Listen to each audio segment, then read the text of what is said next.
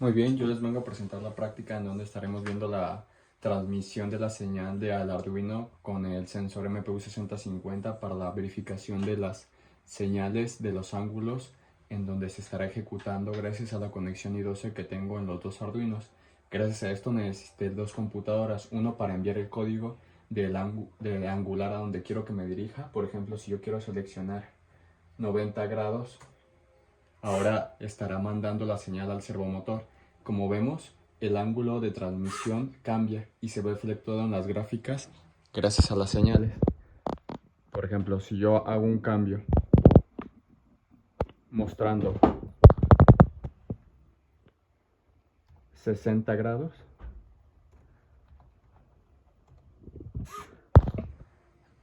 las gráficas, como vemos, las gráficas en medición del ángulo X en el que se encuentra nuestro sensor, si nosotros seleccionamos un ángulo de 90 grados, el servomotor se dirigirá y la señal que enviaremos a Simulink será interpretada gracias a la transmisión del I2C hacia la computadora. Si nosotros hacemos un cambio, seleccionamos un ángulo de 30 grados, el servomotor tendrá ese ángulo y ese mismo se verá interpretado gráficamente. Se regresa a su posición actual. Si nosotros decimos que haga un movimiento de 180 grados, ahora el servomotor cambiará y se verá efectuado en la gráfica de salida, como se muestra la diferencia del potencial a donde se dirige la gráfica de salida. Ese sería en el primer eje. Ok, como verificamos, acabamos de mover el sensor al segundo eje de transmisión. Ahora, la señal que estaremos enviando a nuestras dos partes de Simulink será diferente.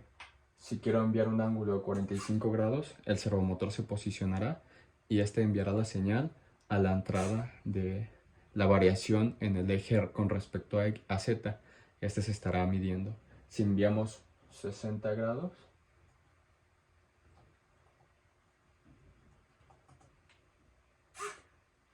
este se moverá con respecto a 60 grados y como vemos la entrada de la emisión del eje se modificará.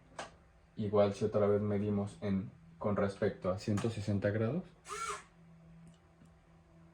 en la entrada del eje principal se verá propuesta esta salida.